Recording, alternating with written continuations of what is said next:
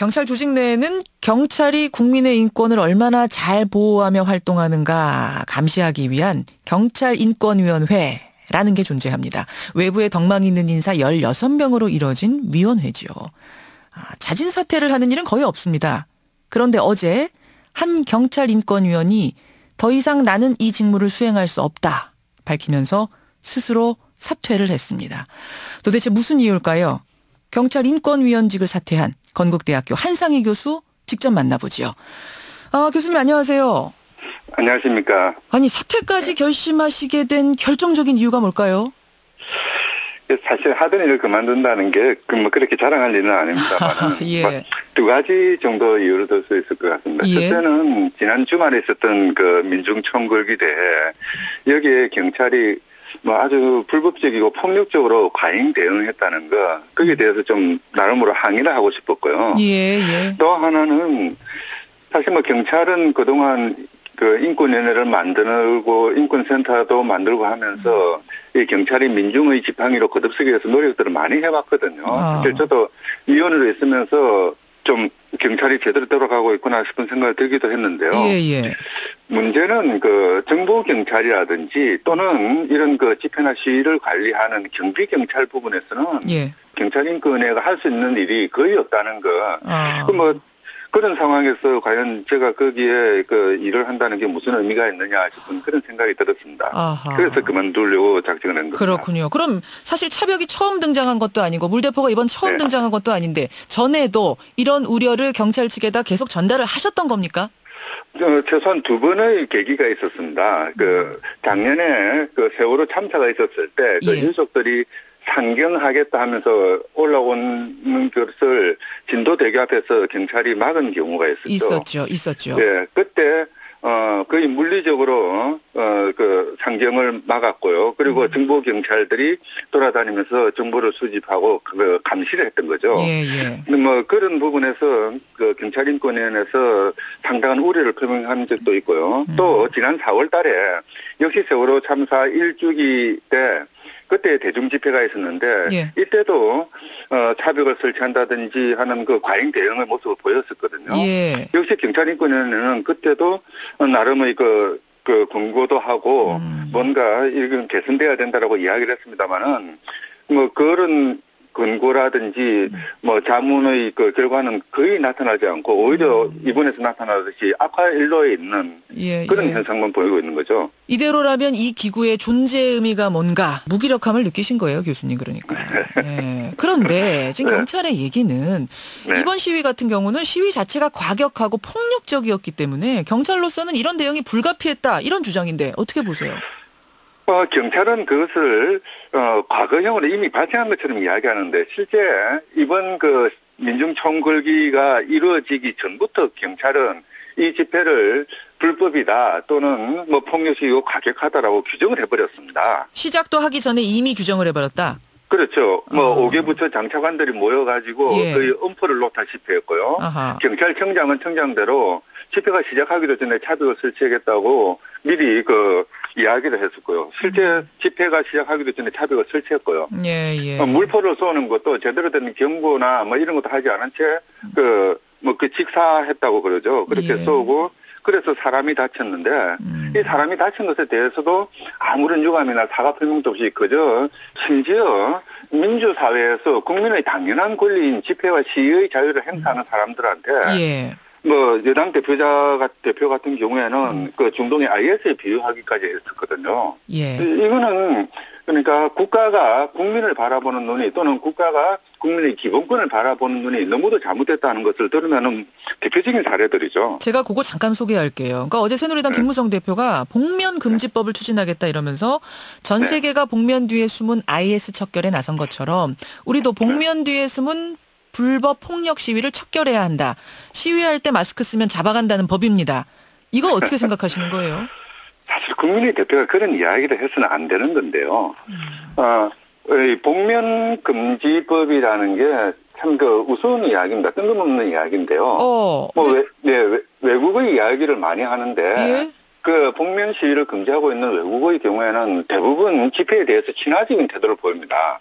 집회를 되도록이면 최대한 보호하려는 그런 노력을 하고 있죠. 특히 이제 독일 같은 경우에는요. 예.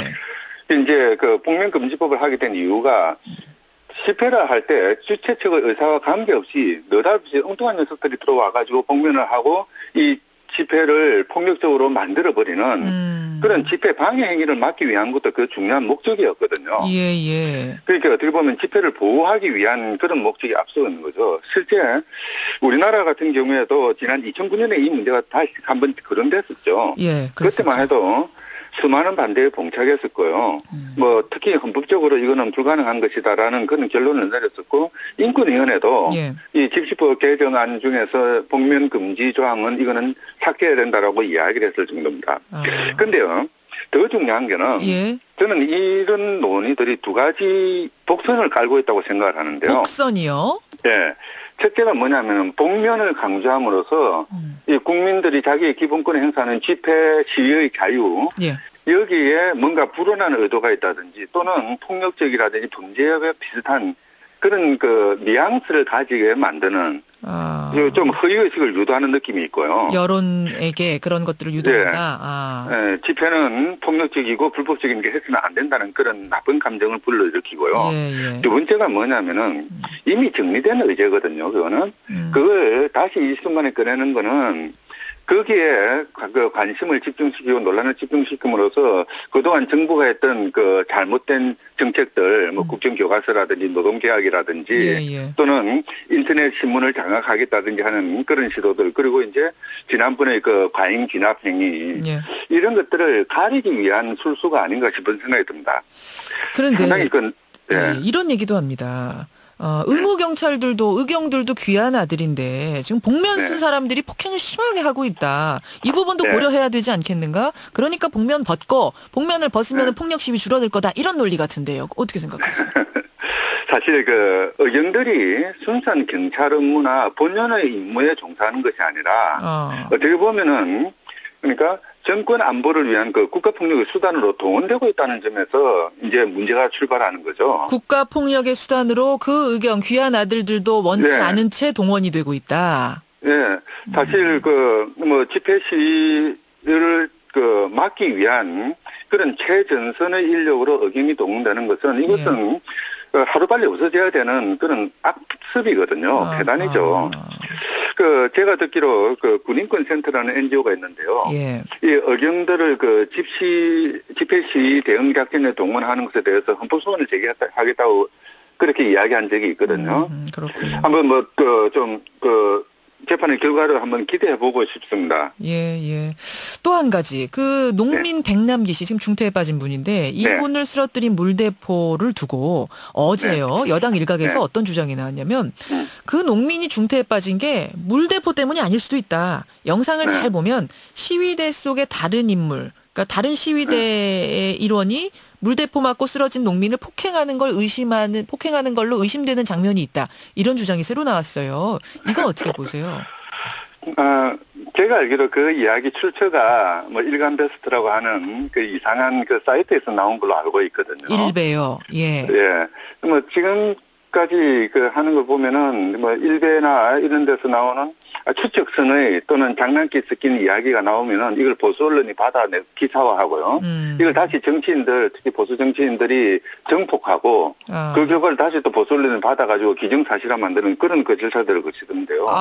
이 이야기도 대충 그런 맥락에서 이루어지는 게 아닌가 싶은 생각이 듭니다. 물론 뭐 사실관계는 더 알아봐야 하긴 하겠습니다만은 그 어떠한 사람도 그 물대포를 받고 쓰러진 사람에 대해서 다시 폭력을 가하는 그런 경우가 있을 수 있을 것인지 상식적으로 생각하더라도 이거는 결 내용은 뻔할 수밖에 없는데 자꾸 이런 이야기를 증폭시켜서 붙이는 의도를 모르겠습니다.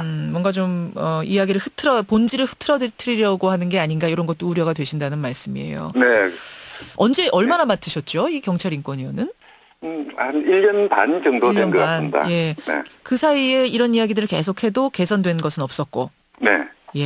오히려 악화되었다고 보는 게 맞을 것 같습니다. 알겠습니다. 여기까지 오늘 말씀 드려야겠네요. 들으면서 좀 안타까움들이 절절하게 느껴집니다. 오늘 고맙습니다. 네, 감사합니다. 예, 경찰의 과잉 대응 문제에 항의하면서 경찰 인권위원직을 사퇴한 분입니다. 건국대 한상희 교수였습니다.